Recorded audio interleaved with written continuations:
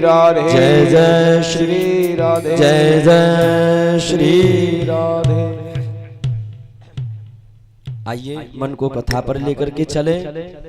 तो जितना भी जल वर्षा वो सब जल अगस्त मुनि ने पान किया। सुखदेव कहते हैं परीक्षित, अब जब इंद्र देवता ने आकर के देखा कि सारा का सारा जल मैंने ब्रज मंडल पर फेंक दिया, लेकिन फिर भी ब्रज मंडल में धूल उड़ रही है, तो इंद्र देवता का अभिमान चूर चूर हो गया। इंद्र देवता के अभिमान को समाप्त करने के लिए भगवान ने गोवर्धन की पूजा करवाई। इंद्र देवता ने हाथ जोड़ लिए, प्रभु मुझे क्षमा कर दीजिए। विशोदः सत्व तव धाम शांतम ततो मयं ध्वजा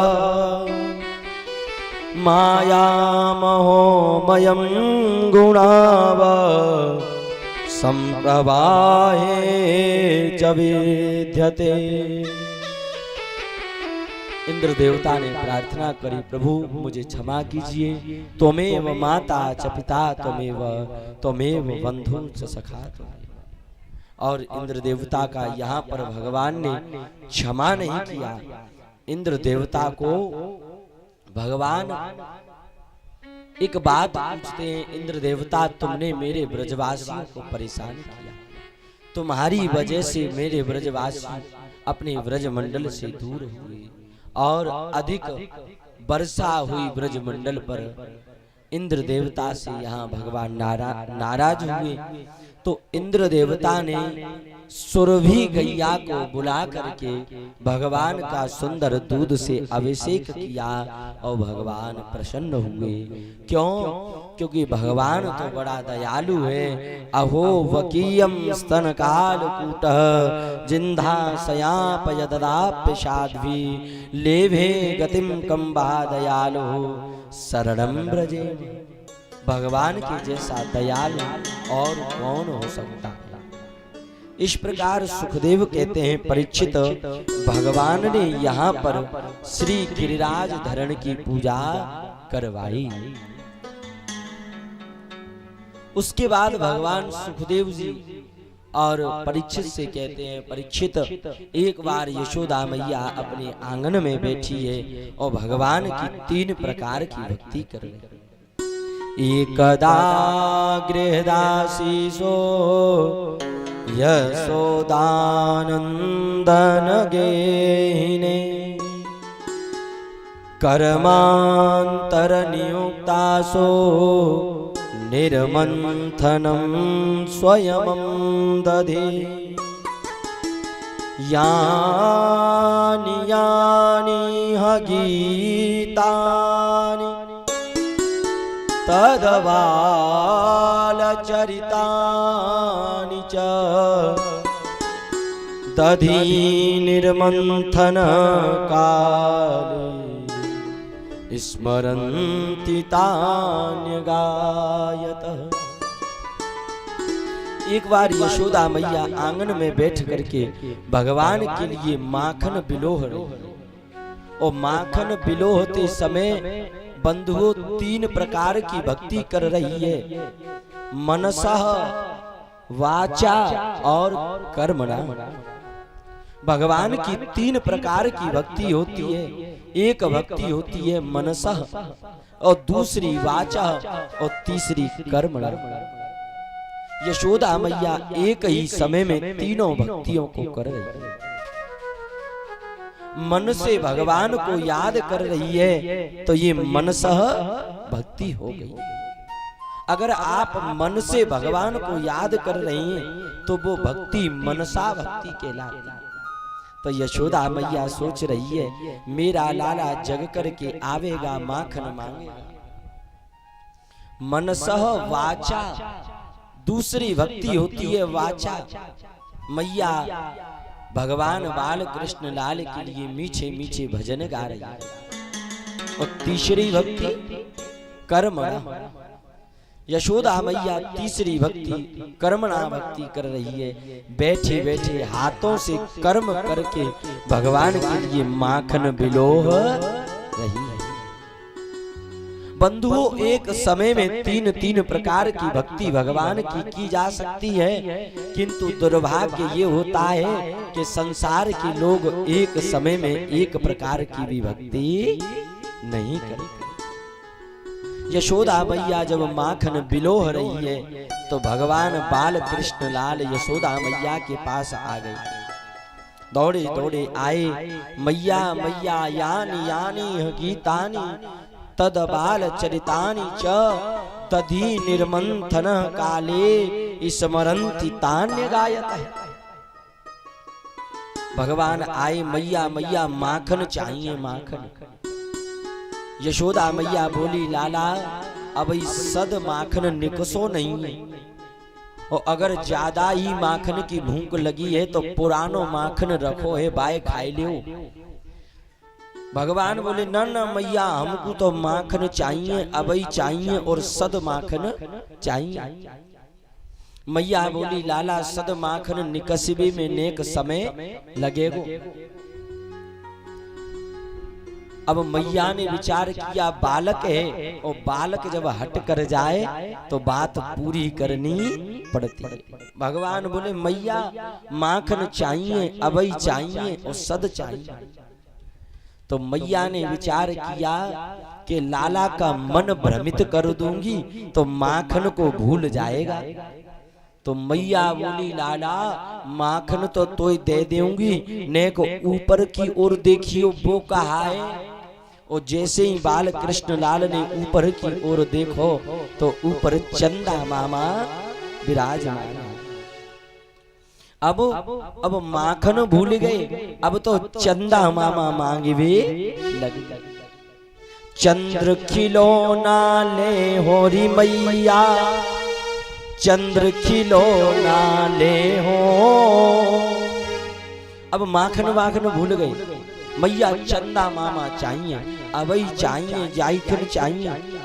मैया बोली, लाला चंदा मामा को खेलवे की चीज है, सो तो लाके दे दूं। न न मैया, अगर चंदा मामा तेने मोई नहीं दयो तो बड़ो बुरो होबेगो। मैया ठीक नहीं होबेगो। यशोदा मैया बोली, धमकी दे रहो है? बोले, हाँ अगर चंदा मामा नहीं दयो तो मैया देख में क्या करूंगा।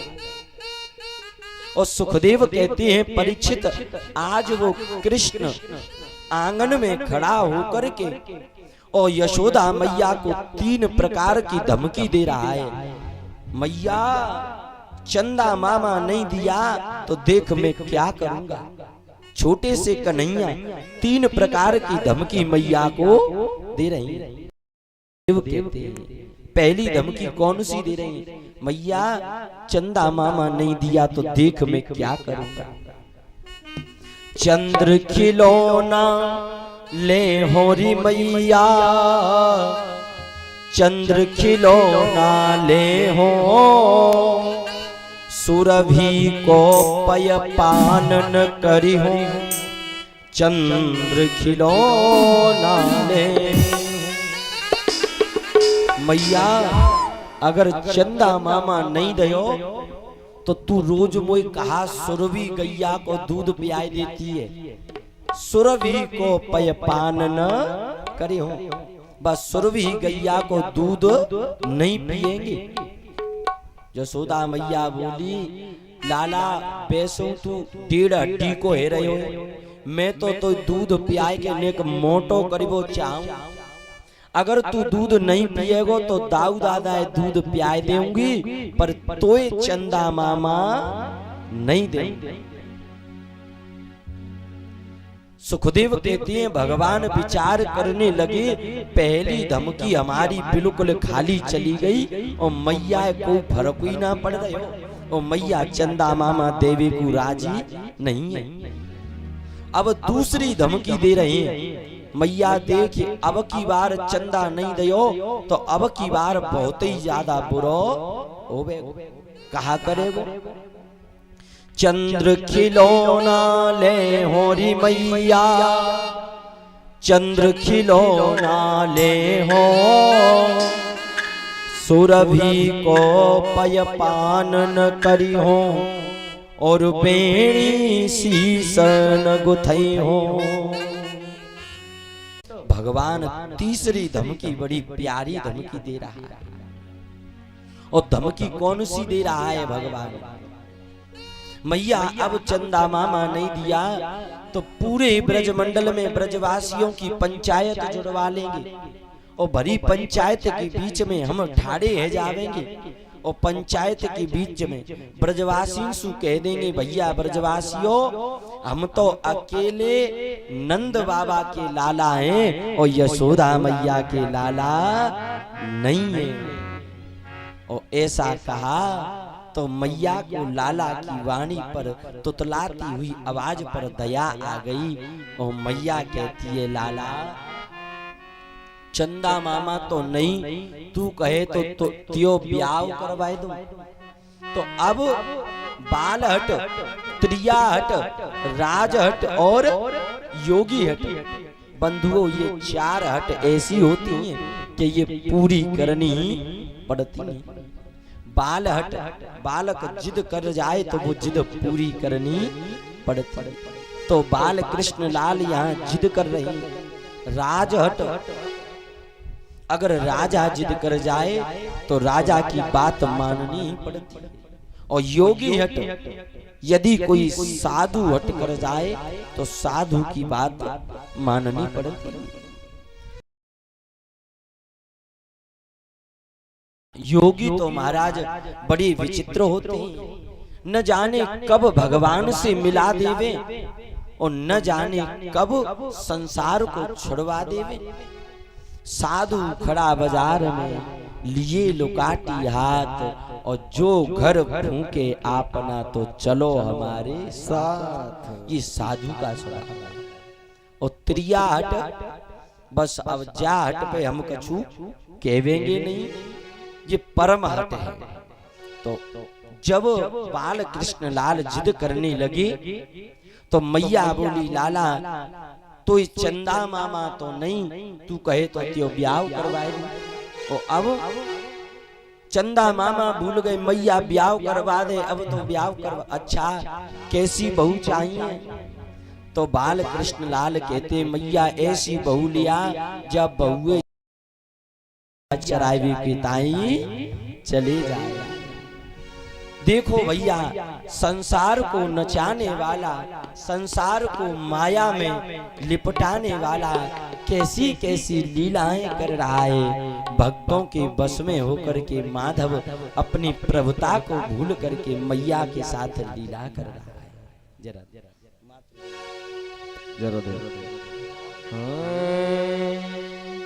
राधिका गोरी से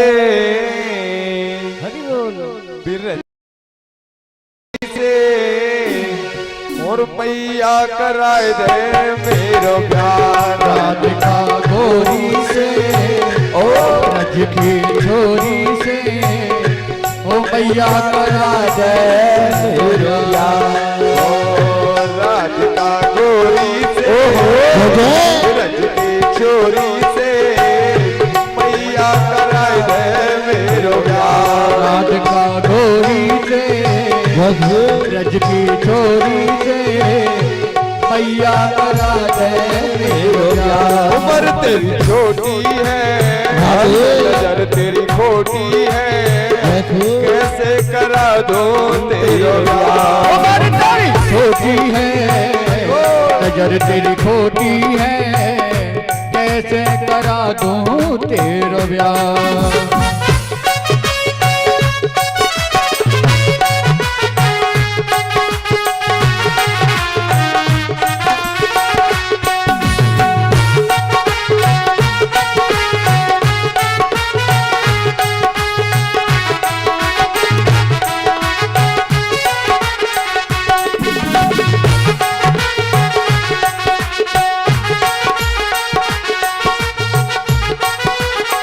हरि बोल। राधिका गोरी से ब्रज की छोरी से मैया कराए दे मेरो प्यार। राधिका राधिका गोरी से ब्रज की छोरी से मैया करा दे मेरा ब्याह। और कहते हैं भगवान जो नहीं प्यार करावे तेरी कैया नाय चढ़ाओ,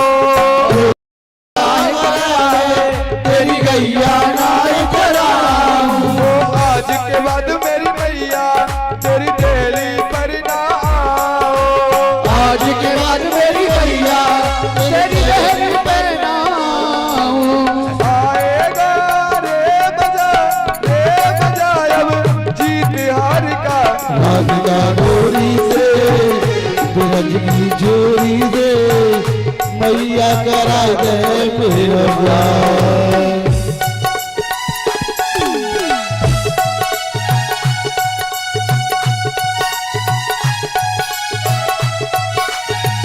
हरि बोल।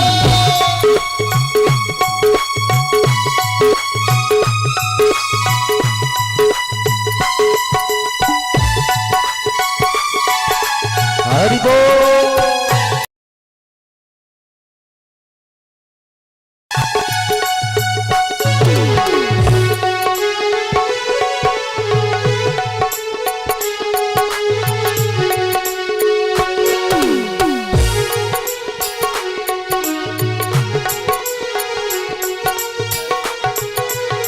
और जाके डर असुर डिराई निसिन नीर दिन अन्न न खाई।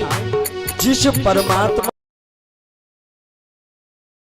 नींद नहीं आती है और दिन में अन्न नहीं खाते हैं, ऐसा परमात्मा बालक बनके और मैया के आंगन में लीला कर रहा है। धन्य है प्रभु। हरि बोल। ओ राधिका गोरी से के चोरी से मैया कराए दे मेरो प्यार। राधिका गोरी से ब्रज की छोरी से ओ मैया करा दे मेरा ब्याह। चंदन की चौकी पे मैया तुझको बैठाओ, चंदन की चौकी पे मैया तुझको बैठाऊं। अपनी राधा से मैं चरण तेरे दबवाऊं, अपनी राधा से मैं तेरे चरण तेरे दबवाऊं। भोजन में बनवाऊंगा चप्पन पकड़ के राधिका गोरी से ब्रज की चोरी से मैया कराए दे। श्री राम है। राधिका गोरी से ब्रज की छोरी से मैया करा दे मेरा ब्याह।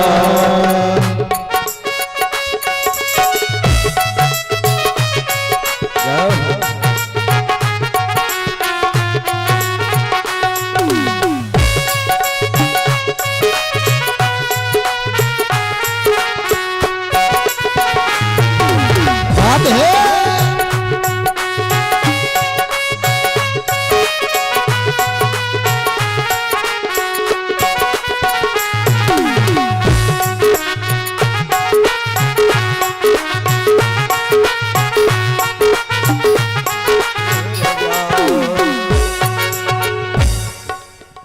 बोल बाल कृष्ण लाल की जय हो। श्री खिलन बिहारी सरकार की जय हो। जय जय श्री राधे। धन्य है प्रभु। भक्तों के अधीन होकर के भगवान अपनी प्रभुता को भूल जाता है, प्रेम की रस्सी में ईश्वर बंध जाता है। शेष मही सदनी ससुरी सहुजाई निरंतर ध्यावे।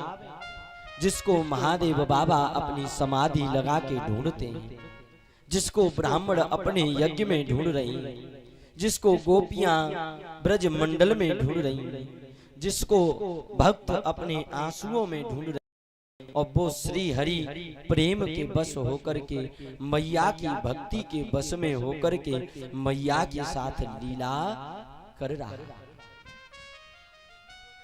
तो यहाँ पर मैया से वार्तालाप कर रही हैं और इतने में बाल कृष्ण लाल के मन में आया, मैया मोई न्यो बता तो ये दूध ज्यादा प्यारो है कि पूत ज्यादा प्यारो है। मैया बोली लाला मेरे घर में 9 लाख गैया हैं, दूध दही को कछु टोटो नहीं है, बस मोय तो लाला पूत ही ज्यादा प्यारो है, लाला मोय तो तू ही ज्यादा प्यारो। अच्छा मैया हमें पयपान कराए दे। तो बाल कृष्ण लाल मैया की गोद में बैठ के पयपान कर रहे हैं और सुखदेव कहते हैं परीक्षित इतने में एक गोपी आई है और गोपी यशोदा मैया से क्या कहती है, तम मारुध पायतः स्तनम स्नेहनुतम संमिताक्षितः अमृतप्तविधानेन ययानुवमेव भास्करः।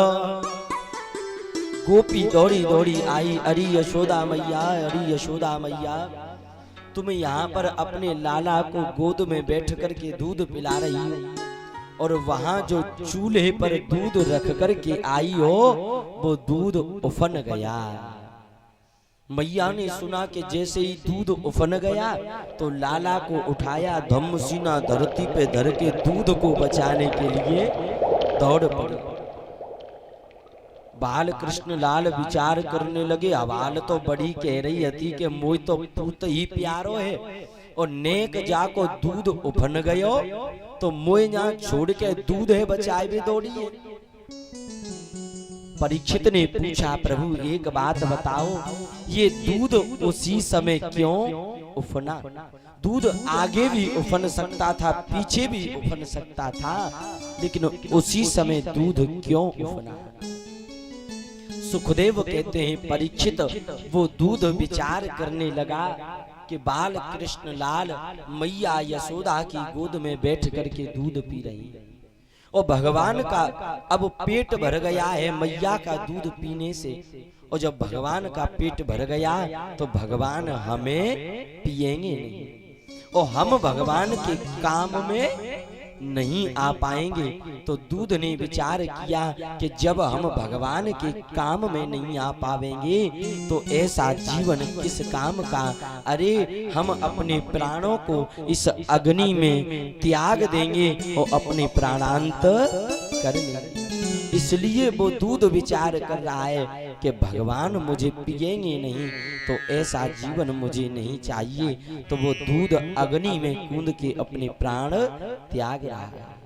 तुलसीदास बाबा कहते हैं जिनो हरि भगति हृदय नहीं आनी, जिनो हरि भगति हृदय नहीं आनी, जिनो हरि भगति हृदय नहीं आनी, जिनो हरि भगति हृदय नहीं आनी, जिनो हरि भगति हृदय नहीं आनी, जिनो हरि भगति हृदय नहीं आनी, जीवित सब समान स्रववाणी, राम सिया राम सिया राम सिया राम, जिनो हरि भगति हृदय नहीं आनी और जीवित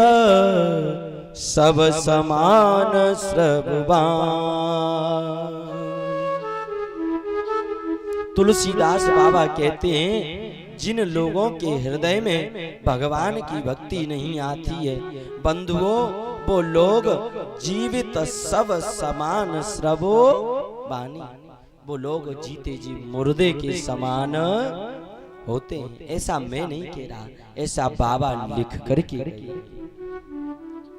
तो दूध ने विचार किया कि प्रभु मुझे स्वीकार नहीं करेंगे, ऐसा जीवन किस काम का है। सज्जनों, अगर हम और आप भगवान के काम नहीं आ पाए, अगर हमने और आपने भगवान की भक्ति को अपने हृदय में नहीं बिठाया तो ये मनुष्य शरीर किस काम का। जिस प्रकार पक्षियों में गरुड़ श्रेष्ठ होता है, पर्वतों में हिमालय श्रेष्ठ है और पुराणों में भागवत श्रेष्ठ है, और जिस प्रकार सर्फों में जो गरुड़ सर्फ है वो श्रेष्ठ है, बंधुओं ऐसे ही 84 लाख योनियों में ये मनुष्य जीवन श्रेष्ठ है। बड़े भाग्य मानुष तन पावा, सुर दुर्लभ सब ग्रंथन गावा। और ऐसा मनुष्य शरीर लेकर के भी हम भगवान की भक्ति न करें तो जीवित सब समान श्रवो बानी। अरे खाना पीना बैठना उठना चलना फिरना ये तो जानवर भी करते हैं, फिर जानवरों में और हम में अंतर ही क्या रहा। वो अपनी संस्कृति में देख लो, पुराणों में देख लो, प्रहलाद, ध्रुव, मीरा, द्रौपदी, विदुरानी, काकी, अरे इनके जीवन में इतनी भक्ति आई, इतनी भक्ति आई कि स्वयं साक्षात भगवान इनकी सेवा के लिए आया। तो सज्जनों, कहने का मतलब यही है कि अपने हृदय में भगवान की भक्ति को जन्म दीजिए, उसका अंकुर बताऊं आपके लिए ये भागवत भक्ति का बीज है। अगर ये भागवत आपने श्रवण कर ली तो हृदय में भागवत रूपी बीज बैठ जाएगा, और बीज अगर अच्छे से बैठ गया, कथा अगर अच्छे से बैठ गई तो निश्चित ही आपको भगवान से प्रेम हो जाएगा, निश्चित ही आपके हृदय में भक्ति आ जाएगी। भगवान को क्रोध आ गया, भगवान दौड़े दौड़े गए जाकर के मैया के पुराने जमाने की मटकी थी, माखन की मटकी फोड़ दी, और जिसमें माखन है तो वो माखन बानरों को खिलाया। बानरों से कहा, राम अवतार में खूब तुमने सेवा करी पर हमने तुमको कुछ दे नहीं पाया, अब खूब माखन खाओ। यशोदा मैया की सासू मैया की पुरानी एक मटकी थी, वो फोड़ दी। यशोदा मैया आई, देखा माखन बिखरा हुआ पड़ा है और मटकी फूटी हुई पड़ी है। विचार किया कहाँ है लाला, और भगवान कृष्ण कक्ष में नाराज होके बैठे। और जब भगवान नाराज होके बैठे हैं तो किस प्रकार का क्रोध कर रही हैं। संजात क्रोप स्फुरते जलाधरम सदस्य धीर्य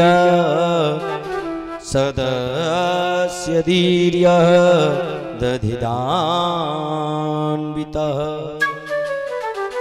मृत्वा मृषान दर्शदानम जदा समृत्वा वैर्षा। भगवान को क्रोध आ रहा है, माखन इधर उधर फैला दिया। यशोदा मैया आई तो भगवान को पकड़ने का प्रयास कर रही है। सज्जनों, भगवान को क्रोध से कभी पकड़ा नहीं जा सकता है।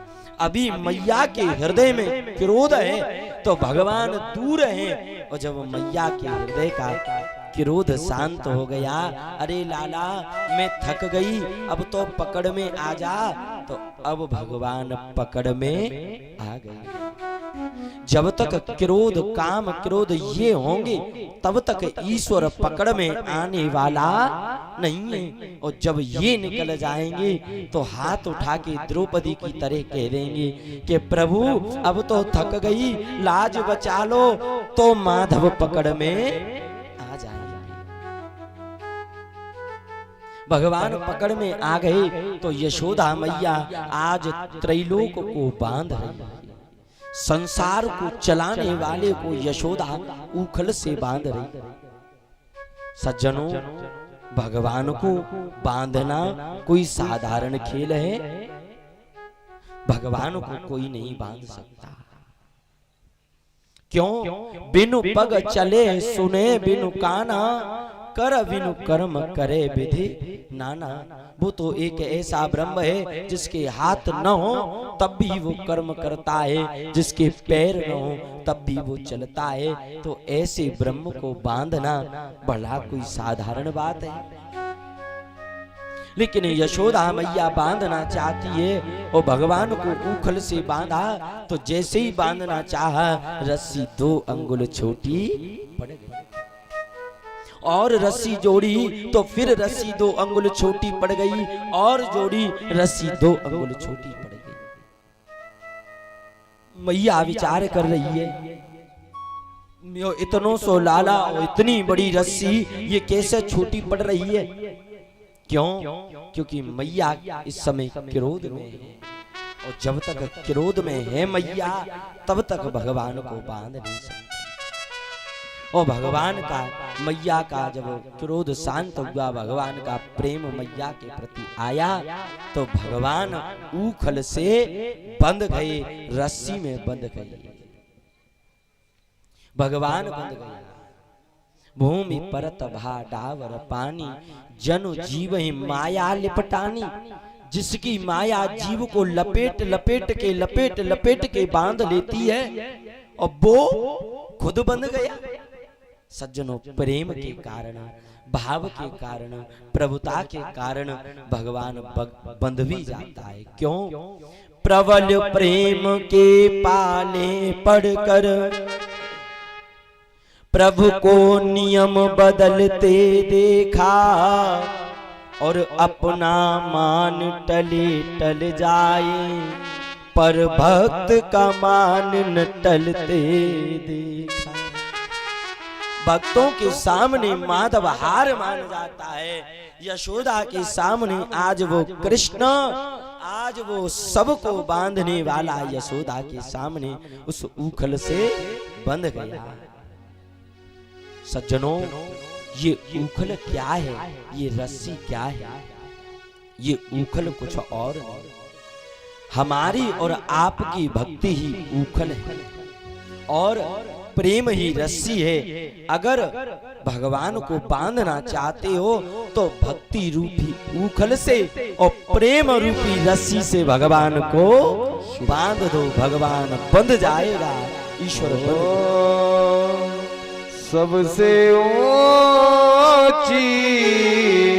प्रेम सगाई, सबसे ऊंची प्रेम सगाई, सबसे ऊंची प्रेम सगाई, सबसे ऊंची प्रेम सगाई, सबसे ऊंची प्रेम सगाई, सबसे ऊंची प्रेम सगाई। दुर्योधन की मेरा त्यागी, दुर्योधन की मेरा त्यागी, दुर्योधन की मेरा त्यागी, दुर्योधन की मेरा त्यागी। सागर रोगर हरि बोल। सबसे ऊंची प्रेम सगाई, सबसे ऊंची प्रेम सगाई। और दुर्योधन ने 56 प्रकार की मेवा बनाई और भगवान से भोजन के लिए कहा, लेकिन भगवान ने मेवा को नहीं लिया, 56 प्रकार की मेवा त्याग दी और कहाँ गए? विदुरानी काकी के पास। और वो कृष्ण विदुरानी काकी के पास बैठ के केले के छिलके खा रहा है। धन्य है माधव जो प्रेम में केले के छिलके भी खा गया। हरि बोल।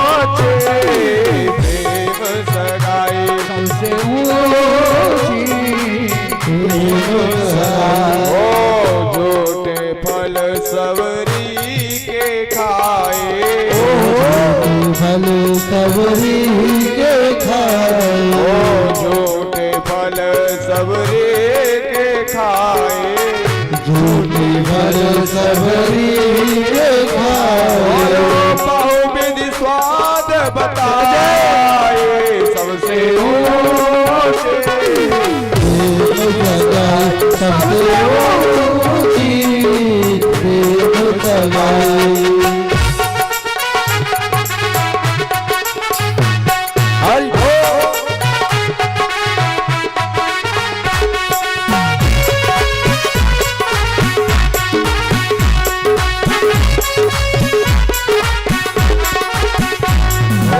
राजसूय यज्ञ युधिष्ठिर कीना,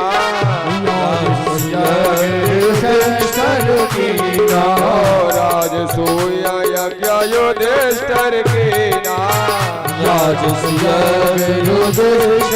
कीना, तामे झूठ उठाए, उसे ऊंची प्रेम सगाई, सबसे ऊंची प्रेम सगाई, उसे ऊंची प्रेम सगाई। सबसे ऊंची प्रेम सगाई।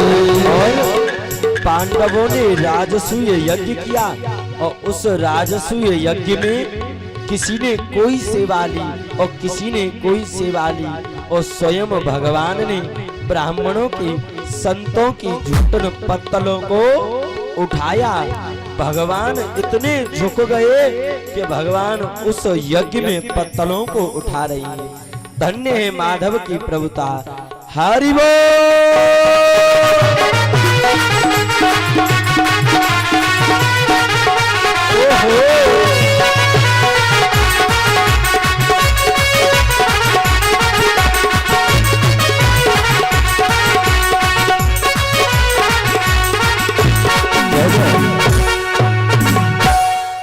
बाल कृष्ण लाल की खिलन बिहारी सरकार की जय जय श्री राधे श्याम।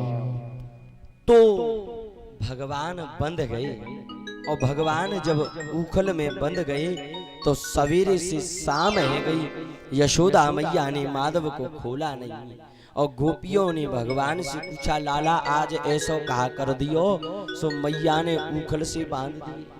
गोपियां हास्य कर रही हैं, और इतने में भगवान ने क्या किया, भगवान आगे बढ़े, उस उखल को कड़ेरते कड़ेरते ले गए। बगल में दो वृक्ष खड़े हैं, यमला और अर्जुन। इन वृक्षों से जैसे ही भगवान का स्पर्श हुआ, वे वृक्ष पृथ्वी पर धराशायी हो गए, और धराशायी हुए तो मनुष्य के रूप में वे प्रकट हो गए। भगवान ने पूछा, आप कौन हैं? तो वे वृक्ष कहने लगे, हम कुबेर के पुत्र हैं यमला और अर्जुन। हम नदी में स्नान कर रहे थे, और उस समय देव ऋषि नारद आए, और नारद जी आए तो हमने नारद जी का सम्मान नहीं किया, स्वागत नहीं किया, नदी में जड़ के समान पड़े रहे, तो नारद जी ने हमें जड़ बनने का श्राप दे दिया, इसलिए हम यहाँ जड़ बन के पड़े। हमने नारद जी से कहा कि बाबा श्राप तो दे दिया, अब मुक्ति का कोई उपाय तो बताओ। तब कहा कि स्वयं भगवान आवेंगे और भगवान के स्पर्श से तुम्हारी मुक्ति हो जाएगी। तो यहाँ पर यमला अर्जुन की मुक्ति हुई है।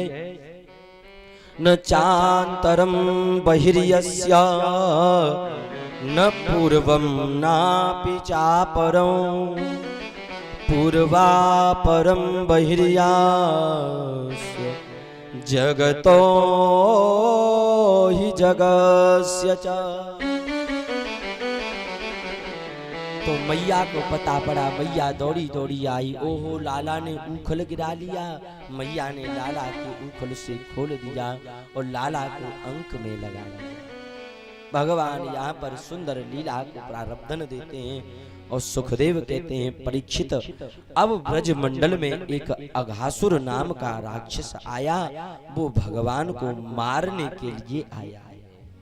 अस्मान किमत्र ग्रसिता निविष्टान तनं तथा सेधवकाक्रधायुनः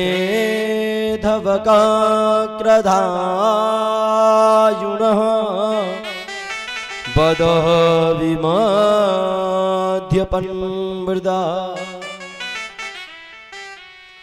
कंस ने एक अघासुर नाम के राक्षस को भेजा, जाओ जाकर के कृष्ण को मार के आओ।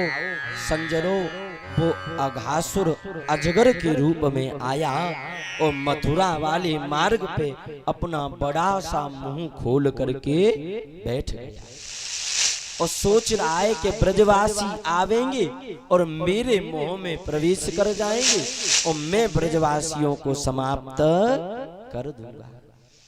सज्जनों, ये अजगर क्या सोच रहा है कि मैं यहाँ बैठा रहूंगा और बैठे बैठे ही उनको मार दूंगा। सोच रहा है कि कोई कर्म करूंगा नहीं और फल मुझे मिल जाएगा। और वे लोग अजगर के समान होते हैं जो लोग बिना कर्म किए फल की इच्छा करते हैं। सज्जनों, कर्म तो करना पड़ेगा तब ही फल प्राप्त होगा। अगर आप कर्म नहीं कर रही हैं और फल की इच्छा कर रही हैं तो ये आपका स्वभाव ठीक नहीं। तो यहाँ पर उन लोगों को अजगर के समान बताया गया है। तो उन लोगों को अजगर के समान बताया गया है। तो ब्रजवासी आए, ब्रजवासियों ने सोचा कि ये कोई गुफा है और उस अजगर के मुखमंडल में अंदर की ओर प्रवेश कर गए।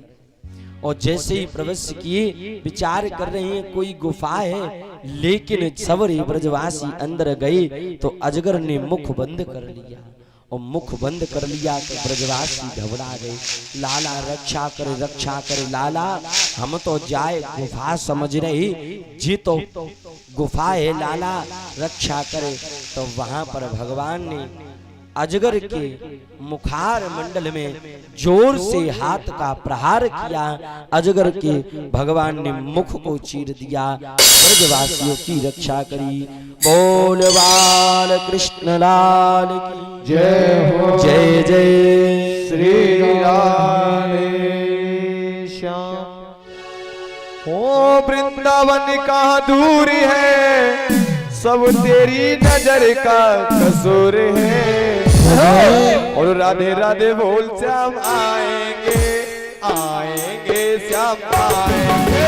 राधे राधे बोल श्याम आएंगे, आएंगे श्याम आएंगे। राधे राधे बोल श्याम आएंगे, आएंगे श्याम आएंगे।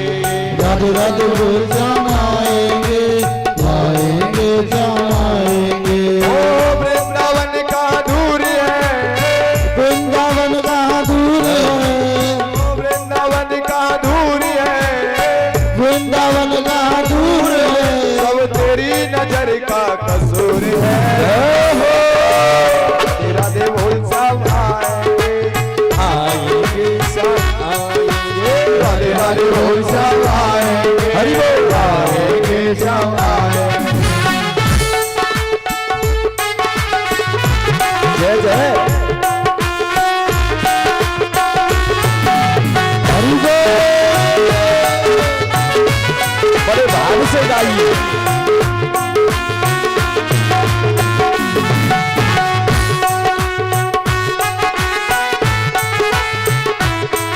हरि बोल।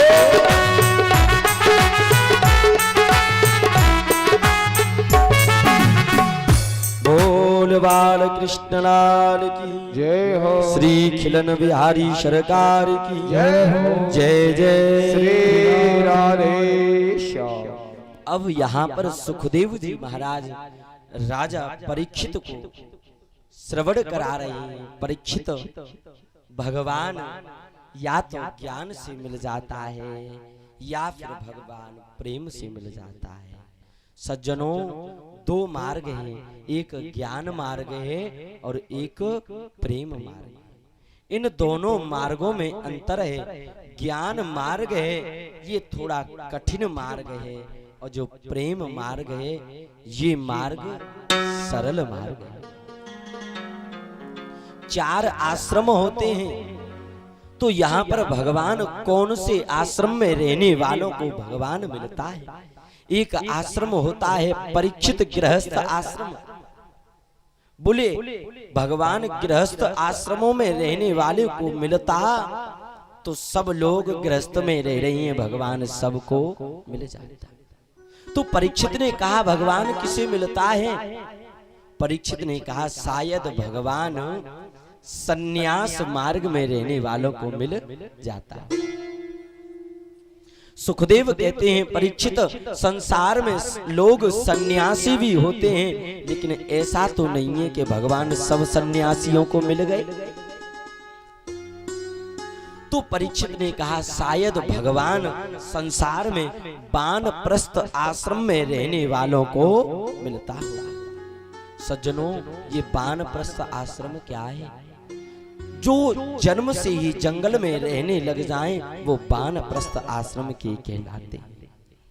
सुखदेव कहते हैं परीक्षित, कुछ लोग जंगल में रहते रहते हैं, लेकिन फिर भी उनको भगवान मिले न मिले।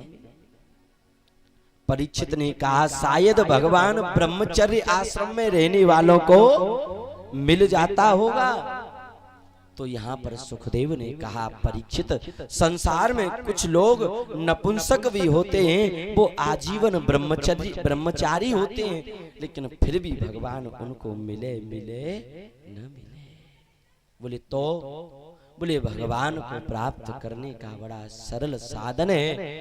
निर्मल मन जन सो मोहि पावो, निर्मल मन जन सो मोहि पावा, मोहि कपट छल छेद्र न भावा। सिया राम जय जय राम, सिया राम जय जय राम। जिन लोगों का मन निर्मल होता है, भगवान उनको बड़ी जल्दी मिल जाते हैं। ऐसे नहीं आवेगी समझ में, भगवान की बाल लीला के माध्यम से समझो। भगवान एक बार जंगल में बैठे हैं और ब्रजवासियों से कही, भैया ब्रजवासियों बड़ी जोर की भूख लगी। बिभ्रतः वेणु जठर पटयो श्रृंग वेणु चकक्षी, वामे पाणौ मृषण कवलम तप्तलांग्याङ्गुली सुचा। ब्रजवासियों से बोले भैया ब्रजवासियों बड़ी जोर की भूख लगी है। ब्रजवासी बोले जा जंगल में ते काजे कहाँ ते भोजन लेके आवे। तो भगवान बोले वो देखो दूर जंगल में एक कुटिया बनी है और उस कुटिया में ब्राह्मण यज्ञ कर रहे हैं, उन ब्राह्मणों से कुछ भोजन हमारे लिए ले आओ। ब्रजवासी गए, ब्राह्मणों से कहा भैया ब्राह्मणों हमाओ लाला भूखो है, सो बाके काजे कछु भोजन दे दो। और उस समय वे ब्राह्मण स्वाहा स्वाहा यज्ञ कर रहे थे। ब्राह्मण बोले भागो यहाँ से, कहां से आ गए हैं ग्वार गवारिया। अरे हम यज्ञ कर रहे हैं और यज्ञ में से अगर बीच में खड़े हो जाएंगे तो यज्ञ की विधि बिगड़ जाएगी। ब्रजवासियों को भगा दिया और ब्रजवासियों को भगाया तो ब्रजवासी भगवान के पास गए, लाला भूख तो ही लगी है तो तू जा भैया, हमें तो मां धक्का और मिल रही है खाई भी। भगवान ने कहा किसके पास गए थे? बोले ब्राह्मणों के पास, ब्राह्मण यज्ञ कर रहे थे। भगवान बोले ब्राह्मणों के पास क्यों? ब्राह्मणों की पत्नियों के पास जाते, माताओं का हृदय बड़ा सरल होता है।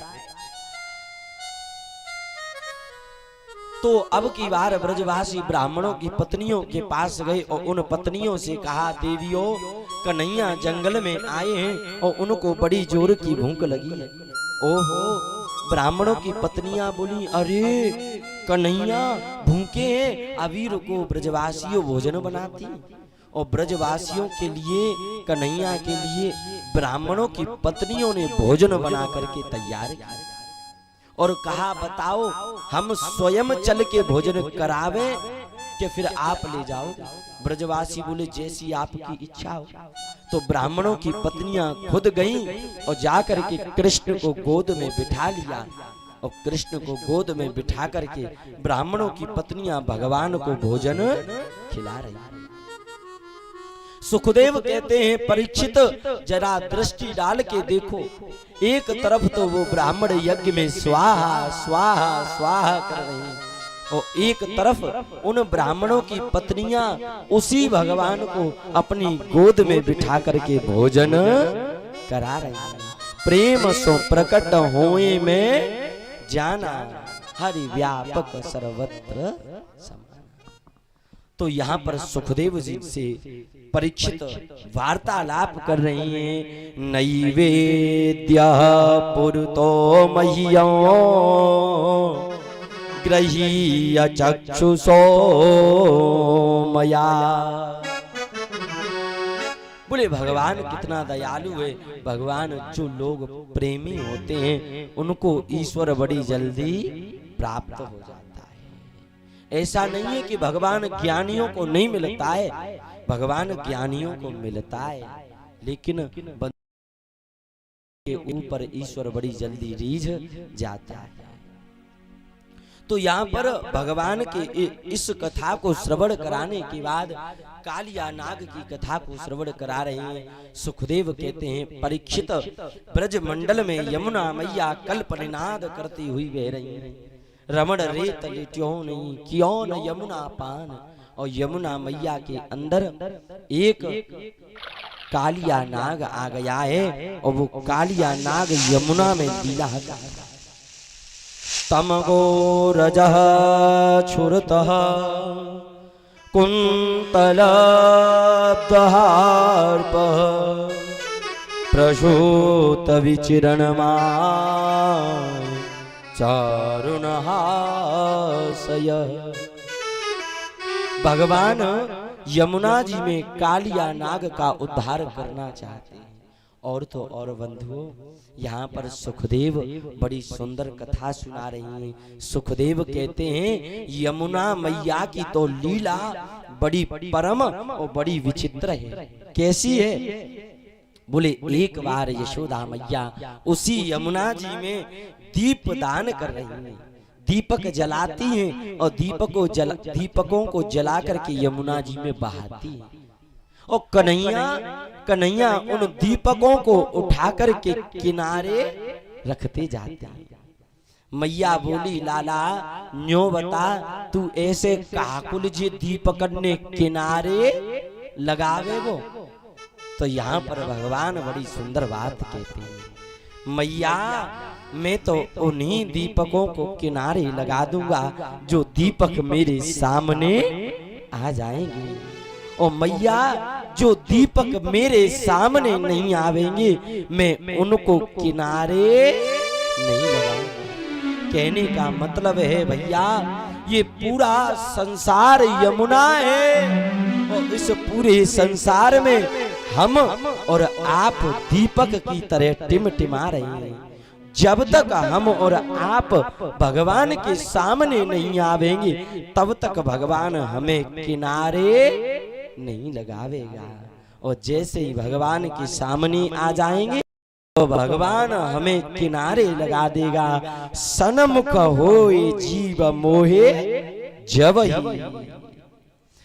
विभीषण जी महाराज सन्मुख हो गए तो उनके जन्मों के पापों को नाश दिया। कहने का मतलब ये है बंधुओं, जितना भगवान से दूर भागोगे तो भगवान किनारे नहीं लगावेगा, और पास आ जाओगे तो भगवान किनारे लगा देगा। भगवान ने विचार किया कालिया नाग यमुना में सबको परेशान कर रहा है। सज्जनों ये शरीर भी यमुना है, और इस शरीर में भी एक कालिया नाग बैठा है।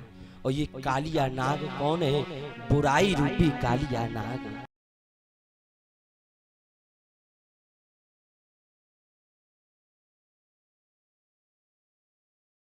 और जब तक इस बुराई रूपी नाग का भगवान भक्ति के रूप में आकर के मंथन नहीं करेंगे, तब तक हमारा शरीर शुद्ध नहीं होवेगा।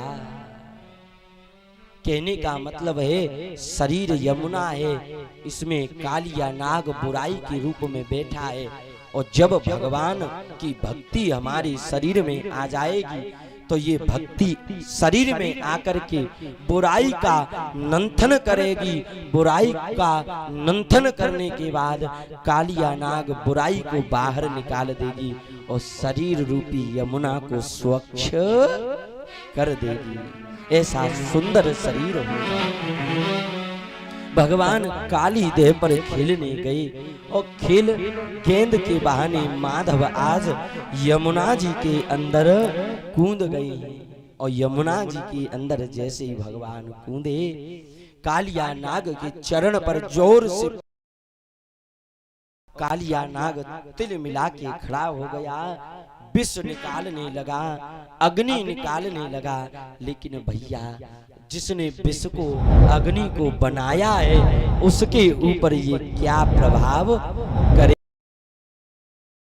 चरणों पर प्रहार किया, रक्त निकलने लग गया, और अब कालिया नाग की पत्नियां भगवान के सामने खड़ी हो गई और भगवान से प्रार्थना करी, बिलोक्य दूषितां कृष्ण कृष्ण कृष्ण हिनां विभो तस्या विशुद्ध विशो सर्पः तमोदवासयः। प्रार्थना करी, प्रभु आप धन्य हैं और आपका न्याय धन्य है। न्यायो हि दंड कृत किल विशेषः रिपुः सुतानामपि तुल्य दृष्टिम। कालिया नाग की पत्नियों ने कहा, प्रभु आपका न्याय बड़ा धन्य है। अगर भगवान आपका पुत्र कोई बुरा काम कर देता है तो आप अपने पुत्र को दंड देने में देरी नहीं करते हो, और आपका शत्रु यदि कोई अच्छा काम कर देता है तो आप उसे गले लगाने में भी देर नहीं करते। आपका न्याय धन्य है माधव, अब हमें क्षमा कीजिए। भगवान ने कहा, इस कालिया नाग को इस यमुना से बाहर ले जाओ। कालिया नाग कहने लगा, प्रभु मुझे गरुड़ का भय है, मैं।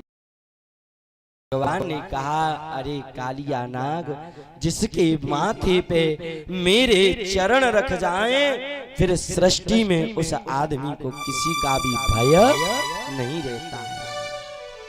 आदमी को भय कब तक रहता है? तब तक भगवान उसे ग्रहण नहीं कर लेते हैं, और भगवान ग्रहण देवे तो आदमी का भय समाप्त हो जाता है।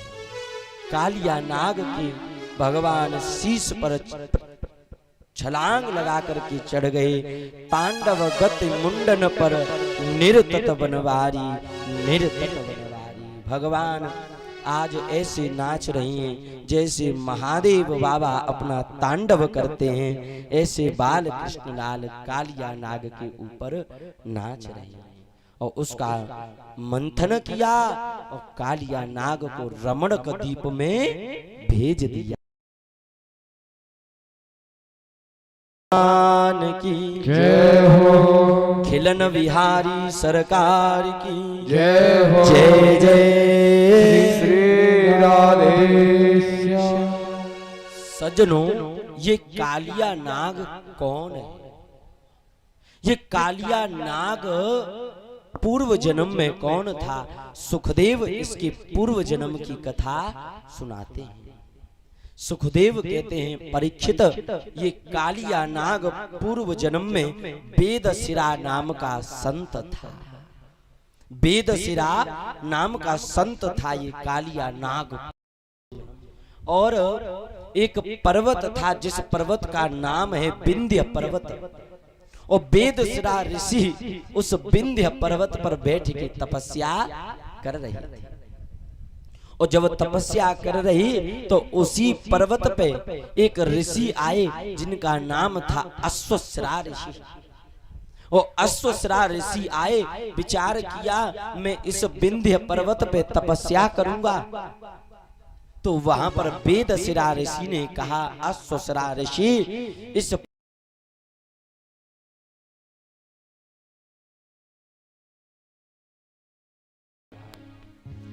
तो यहाँ पर अश्वश्रा ऋषि ने वेदशिरा ऋषि को श्राप दे दिया, व्यर्थ में ही सर्फ की तरह जहर उगल रही हो। इतना लंबा चौड़ा पर्वत है, तुम कहीं भी तपस्या कर लो, हम कहीं भी कर लेंगे, लेकिन तुम व्यर्थ में सर्फ की तरह जहर उगल रही हो। जाओ, वेदशिरा ऋषि श्राप देते हैं।